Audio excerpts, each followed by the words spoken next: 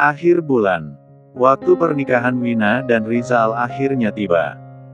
Semuanya sudah sibuk sejak malam, di sebuah hotel mewah, yang dekat dengan lautan. Hanafi akhirnya menemukan tempat yang dimau oleh Rizal.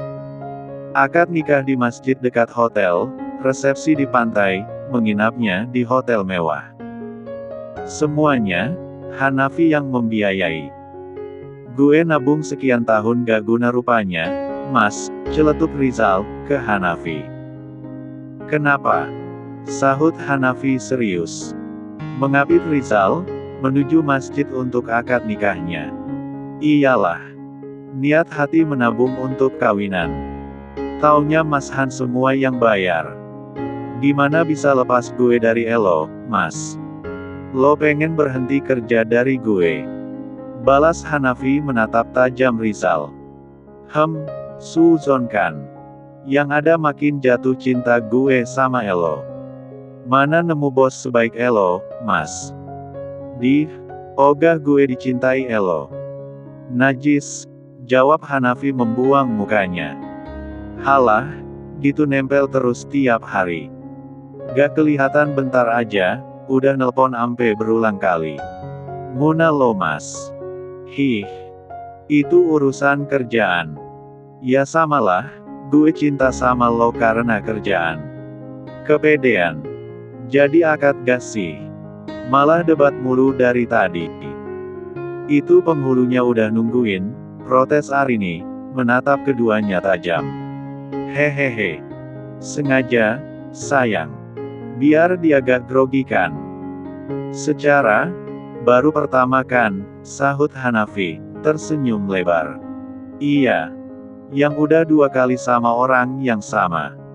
Makin dalam gatuh, goda Rizal. Iya dong, sedalam lautan Antartika, jawab Hanafi, merengkuh pinggang Arini untuk ia peluk. Mulai. Udah Pak, kita mulai akad nikahnya. Sagara mana ini? Baru saja Rizal menyebut nama calon adik iparnya itu, orangnya muncul dari arah lain. Adik laki-laki satu-satunya Wina mengenakan pakaian yang senada dengan Rizal. Pernikahan mereka benar-benar terkonsep sekali saat ini. Mereka duduk bersila, di tempatnya masing-masing.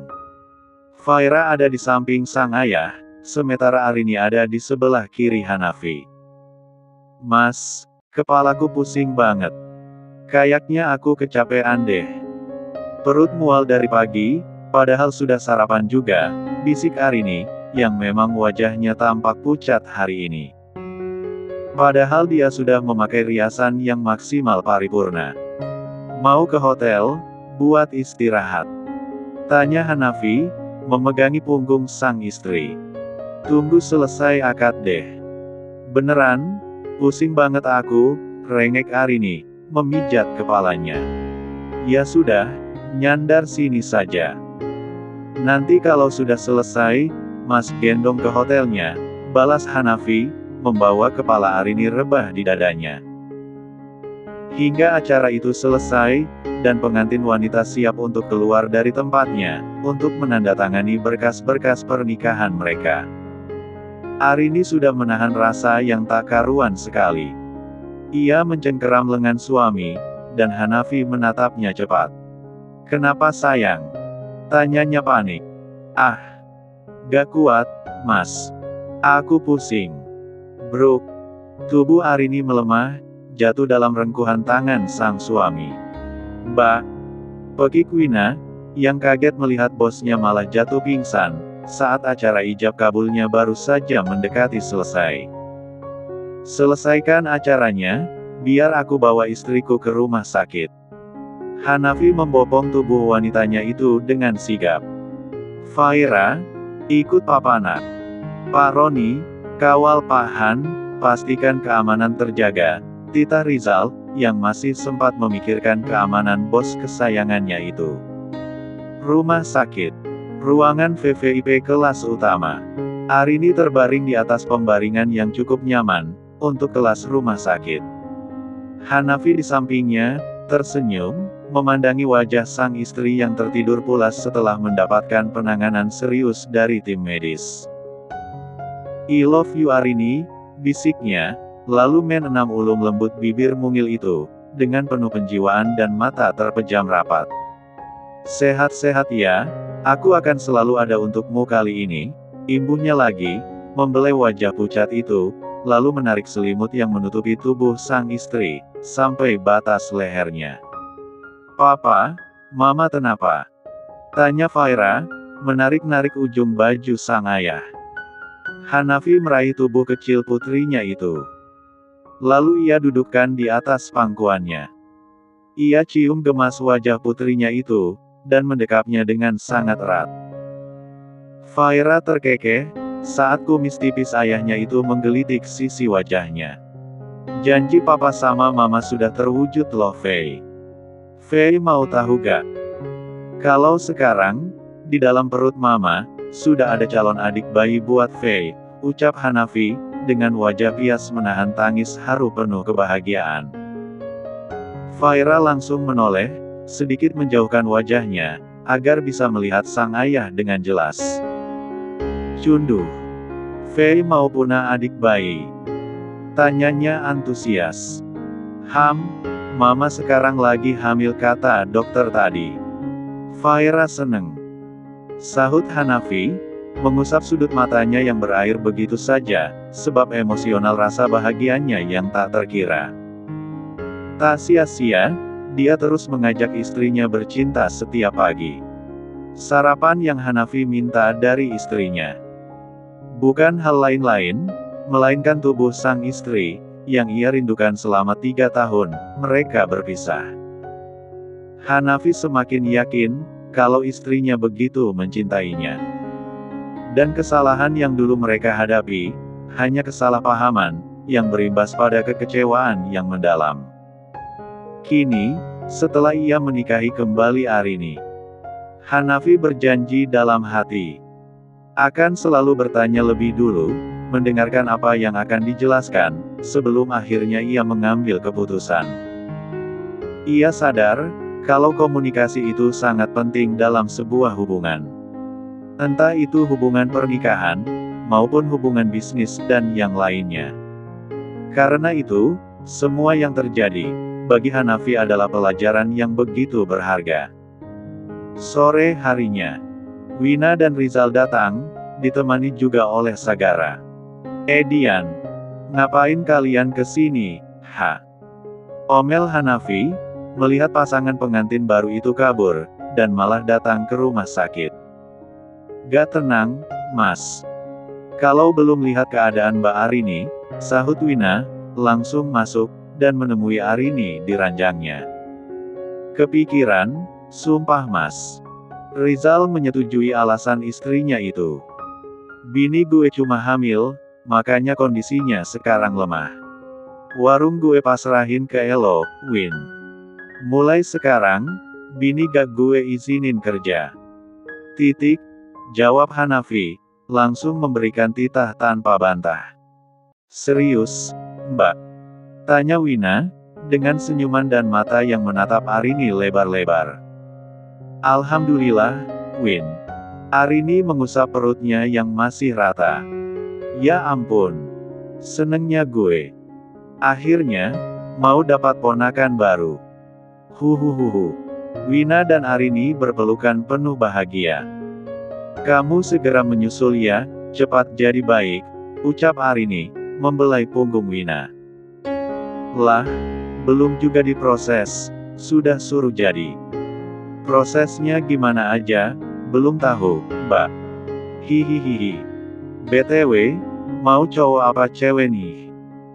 Apa saja, yang terpenting sehat, sahut Arini, sekali lagi mengusap perutnya yang benar-benar masih rata. Ia teringat, bagaimana ia mengandung Faira, tapi saat itu ia diusir dari rumah, gara-gara kesalahan yang ia simpan sendiri. Kini, ia tak akan membiarkan dirinya melakukan kesalahan itu lagi. Cintanya untuk Hanafi adalah keabadian. Jauh dari lelaki itu, sudah cukup memaksanya menjadi mandiri luar biasa. Kabarkan pernikahan gue ke publik, Sal. Gue yakin, ini jauh lebih baik sepertinya. Arini juga sudah setuju, dan biarkan takdir yang akan melindungi kita. Segala yang terjadi, pastinya kehendak Tuhan pemilik semesta alam, ujar Hanafi, tersenyum menatap ke arah sang istri. Serius, Mas? Tanya Rizal, tampak ragu. Iya. Besok tapi, setelah kalian balik dari bulan madu. Tiket udah gue siapin. Ajak keluarga kalian. Nanti gue yang booking semuanya, sahut Hanafi, dengan serius. Kayaknya kami honeymoon di rumah deh, Mas. Mbak Arini hamil, bakal repot, kalau kami tinggal.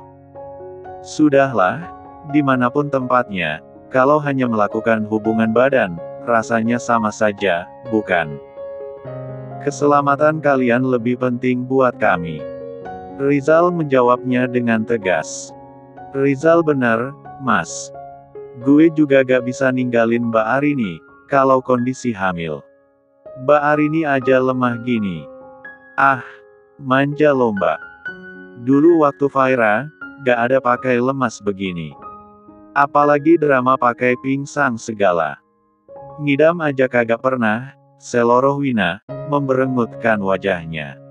Lakinya yang ngidam, tahu gak? Celetuk Rizal, yang membuat Hanafi tergelak. Belum ada sepekan dari Mbak Arini pergi dari rumah Mas Han. Setiap hari, Mas Han itu mintanya aneh-aneh. Sumpah ya, gue sampai enek, kalau ingat itu semua. Minta kedondong, lo bayangin Win. Belum musim itu buah, dia minta buah itu, dan harus dapat. Dan pas gue udah dapat, jauh banget gue nyarinya ampe setengah hari. Sama dia cuma digigit sepotong, abis itu udah, suruh bagi-bagi ke karyawan. Parah gak? Wina dan Arini terkekeh mendengarnya, sementara Hanafi hanya menggaruk kepalanya kikuk. Mana dia tahu, kalau saat itu dia yang mengalami ngidam simpatik. Lagi nih, minta apel Malang, yang harus banget belinya itu metik di pohonnya. Udah dapet, cuma diendus doang, kagak dimakan sama sekali. Nilekit gak sih? Hah? Serius? Tanya Wina, menatap suaminya dan tergelak. Gue rela kok, kalau kali ini gue ngidam lagi. Sumpah. Biar gue aja, yang ngidam. Entar tapi, nunggu kalian masuk kerja lagi. Biar bisa ngerjain kalian berdua sekalian, jawab Hanafi, menatap Wina dan Rizal, dan menaik turunkan kedua alisnya.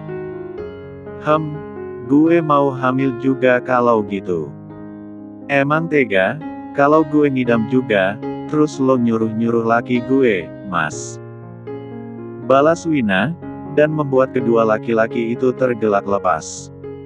Sagara yang duduk ikut tertawa, tak percaya hubungan antara bos dan asistennya bisa seakrab itu. Obrolan mereka terhenti, saat ada suara ketukan dari arah pintu. Rizal yang pergi untuk membukanya. Ia terkejut, saat melihat siapa yang datang ke sana.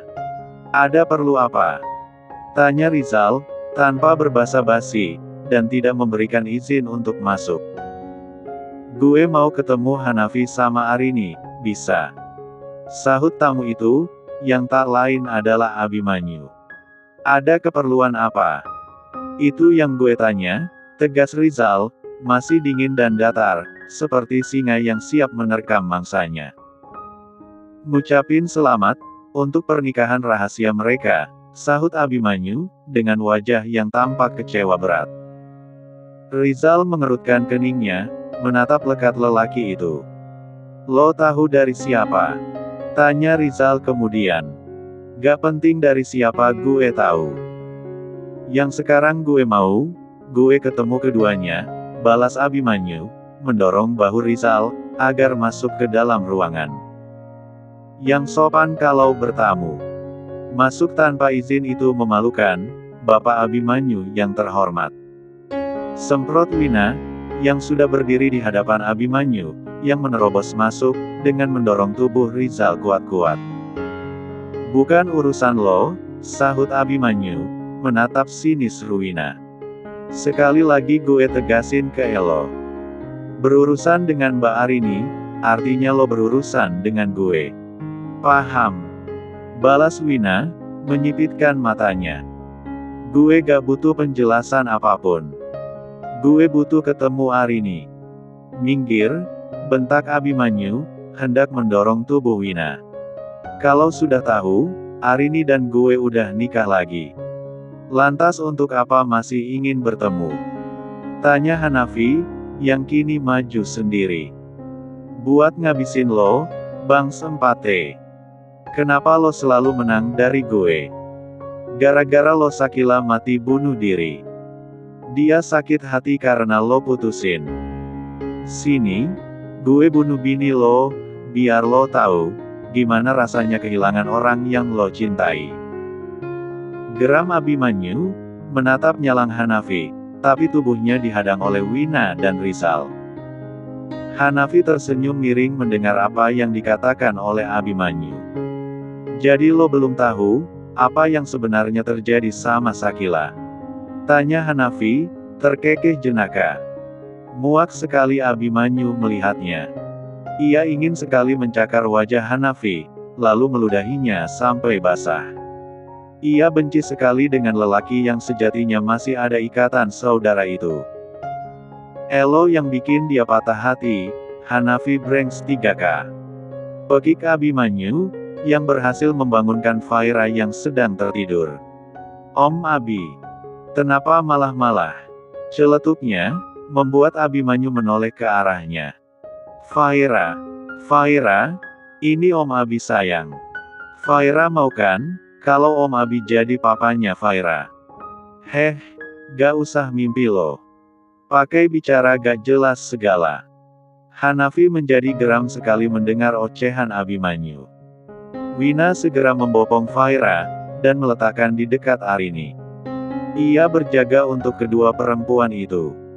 Sementara Rizal Ansagara, menjaga Abimanyu, agar tak terlepas.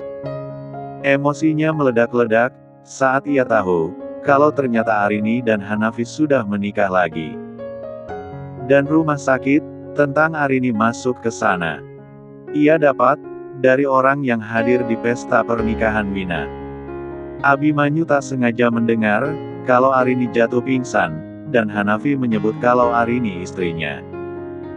Berita itu belum disiarkan, tapi sudah santer terdengar. Karena itu, Hanafi memutuskan kalau akan mengumumkannya saja. Tapi, belum semuanya terjadi, Abimanyu tiba-tiba datang ke rumah sakit. Sepandai-pandainya kita memagari sesuatu. Ternyata, kadang pencuri lebih pandai untuk mencari celah. Dan kali ini, benar-benar kecolongan lagi Hanafi. Minggir. Abimanyu menjerit, menyingkirkan Rizal dan Sagara.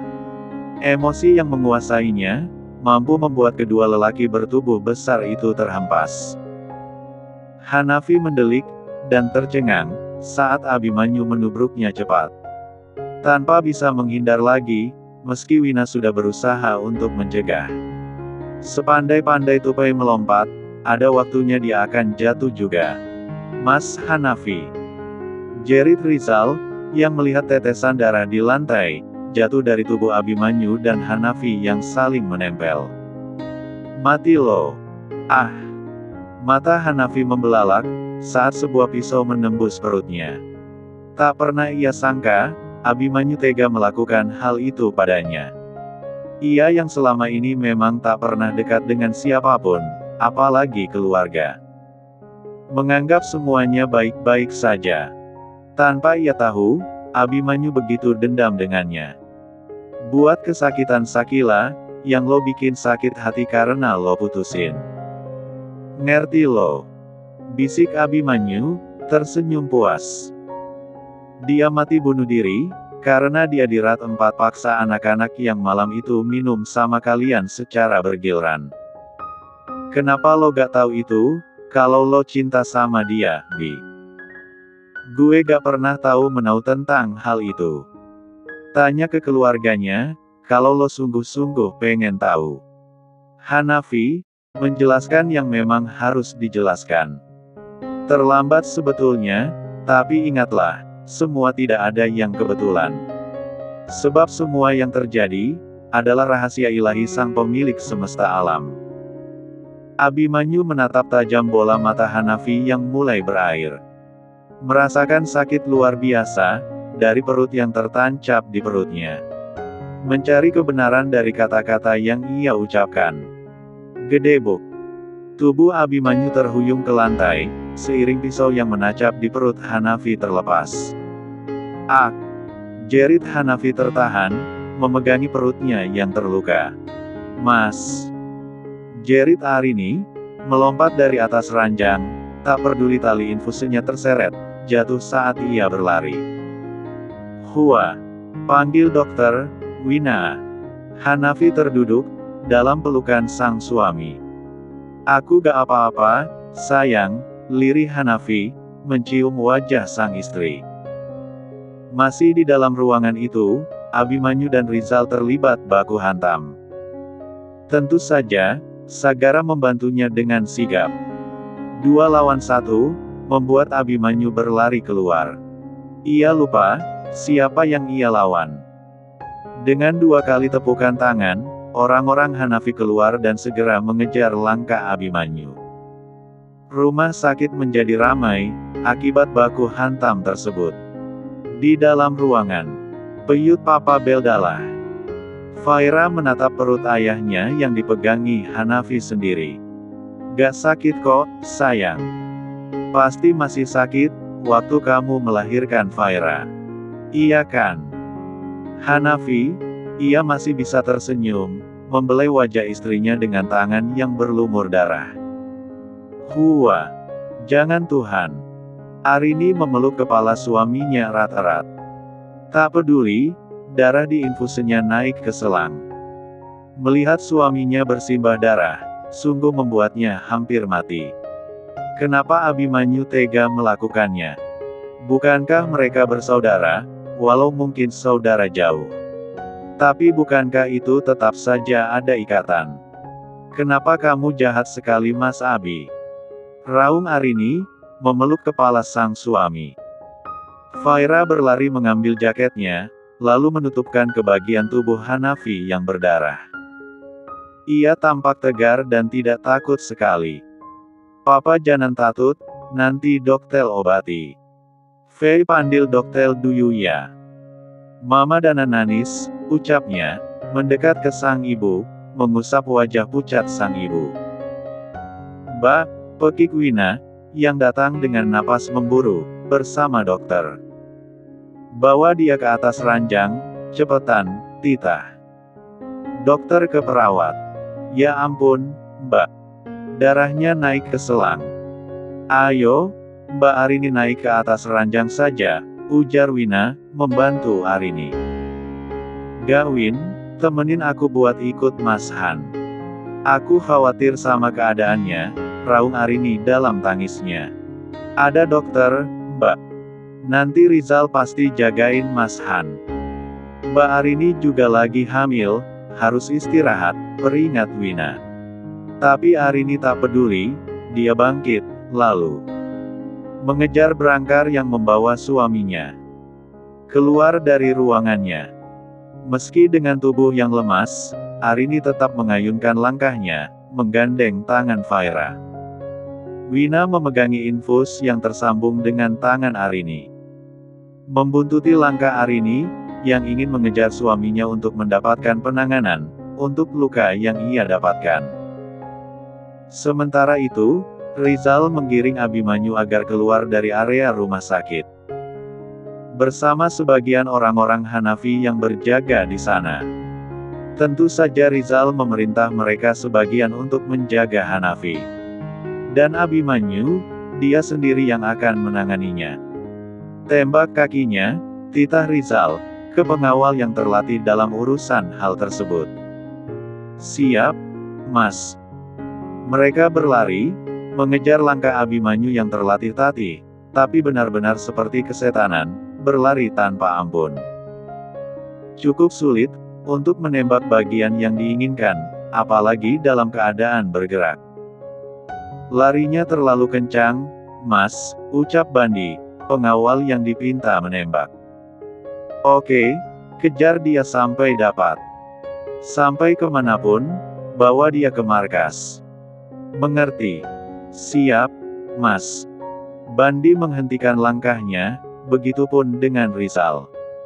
Sementara Bandi terus menatap kemana pergerakan Abimanyu, Rizal menghubungi seseorang. Wajahnya benar-benar dingin dengan napas yang tersengal. Bawa dia, mau bangkai atau bernapas, gue tunggu di markas. Sementara itu, Arini yang masih menangis akhirnya berhenti, saat berangkar membawa tubuh Hanafi masuk ke ruang IGD.